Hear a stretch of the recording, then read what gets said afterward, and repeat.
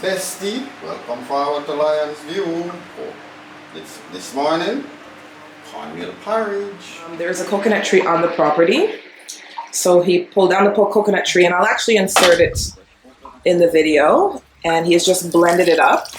And now he's adding it to just some water. Some water in the pot, a little cinnamon. Oh, there's some cinnamon? I'm gonna add a little cinnamon to it just to get it started. And do you know the measurements, or do you do like every typical West Indian and just... Yes, I can take that West Indian. Okay, folks, so we don't know how much is in there, but we just know it's enough to make cornmeal porridge. This is our mixture going into the porridge.